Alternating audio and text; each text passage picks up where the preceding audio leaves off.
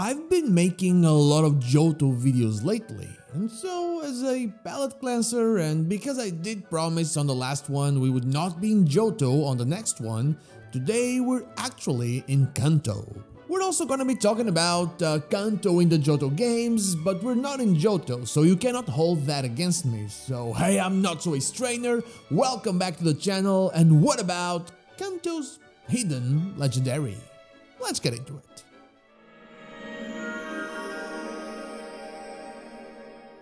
It isn't the first and it certainly will not be the last time that I talk about Kanto not having a true past. I released a video not too long ago where I talked about it and I still stand by that argument. Kanto is the only region that they never really gave a past to. Because of Kanto having no past, the Gen 1 region is also kinda missing a big thing that every other game has, and that is tradition, legend and myth. These things are key points in world building, and one of the reasons why the Pokemon world can be so interesting. We're not just players playing the game and writing history as we do it, but we are also part of a world that already has history itself. But Kanto's history just spans a few years before the events of OG Gen 1. Sure, Kanto has legendaries and even a mythical Pokemon. The legendary birds were originally introduced in Gen 1, but they were never really given a backstory or a reason as to why they are the legendary birds. They roost in the Kanto region, but they also roost in many other places in the Pokemon world. There's even Galarian forms of them, and the Pokédex entries of those imply that they could be the originals or not truly related at all. So the legendary birds are of the world and not really of Kanto. Then there's one of the most popular Pokemon out there, Mewtwo. This Pokemon is an absolute star of the Pokemon franchise, but its lore is only contemporary. Mewtwo has been created by Mr. Fuji through research that likely was funded by Team Rocket in order to create the most powerful Pokemon in existence. Don't get me wrong, Mewtwo is very much the image of Kanto, a place that has forgotten tradition in favor of progress, forgotten the natural in favor of the artificial, the man-made. And finally, there's Mew. The OG mythical Pokemon was originally found in Guyana, South America. But like many other references to the real world since then, this one is also being retconned. Now Mew was found deep in the jungle and then taken by a repentant Mr. Fuji to the faraway island. Again, even if this Pokemon was introduced in the Kanto region, it has no true connection to its past. But there's one thing that we're sure, Kanto has to have existed in the past. There were people there doing things and making stuff.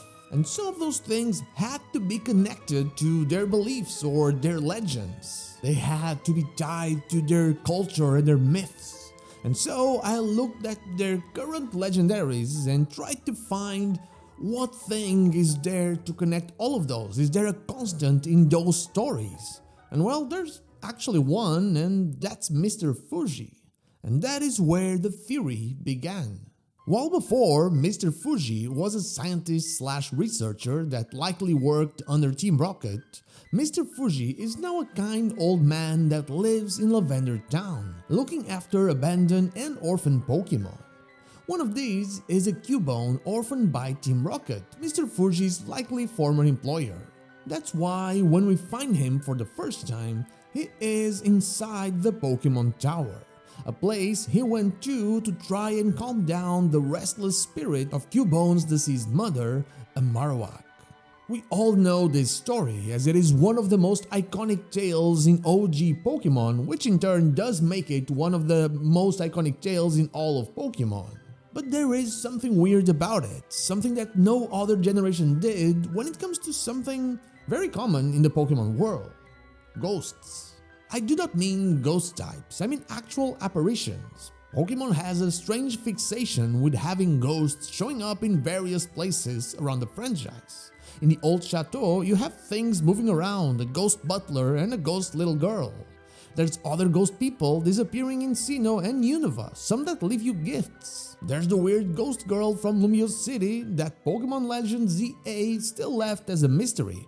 There's that girl from the marina in Holy City, the girl in the trainer school in Alola, the girl that wants to deliver a letter to a boy that's actually an old man in Hammerlock City. There is even that half-a-second ghostly child from Thieves Elite Four room in Pokemon Omega Ruby and Alpha Sapphire. But all of those you see as what they're trying to look like, not what they are. In Kanto, you saw ghosts as ghosts to the point where you needed the Silph Scope in order to see them as what they were in life and battle them, as it was the case with the Marowak Mother. Almost as if something else wanted them to look like that. Ghosts were more powerful in Kanto than anywhere else. I mean, in OG Gen 1, you couldn't even battle the ghosts unless you had the Silph Scope because your Pokemon would be too scared to move. Almost as if there was something else behind it, something that simply made everything more powerful there in the Pokemon Tower.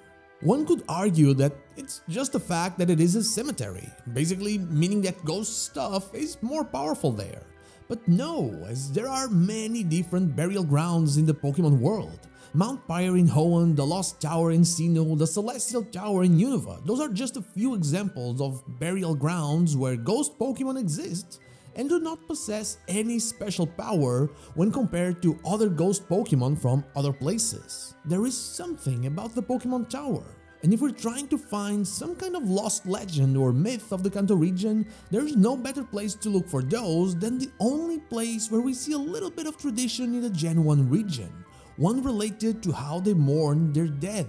I believe that appearance that the Marowak Mother or the other ghost Pokemon took in the Pokemon Tower is related to the appearance and the power of a legendary Pokemon that exists within Lavender Town. More specifically in the Pokemon Tower, a Pokemon that can use fear as a weapon and empower the feelings of deceased Pokemon.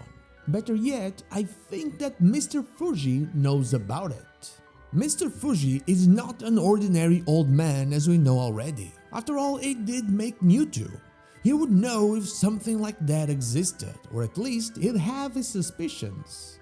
And if that place where that thing exists was turned into a radio tower, then he'd be sure no one got their hands on it. After all, he is still haunted by his mistakes, and we can see that in the faded sign in the faraway island where we find Mew in Pokemon Emerald. As it says, if any human sets foot here again, let it be a kind-hearted person. With that hope, I depart. And so, he hid this Pokemon, or at least gave it a new home, in the House of Memories, the building that replaces the Pokemon Tower in the Gen 2 version of the Kanto region. A building that is a much smaller version of the Pokemon Tower, and it has a lot more than meets the eye. As we know, there are hidden chambers in that place, and only one person has access to them, Mr. Fuji. Places where the ghost legendary may, just like the slogan of the place says, rest easy.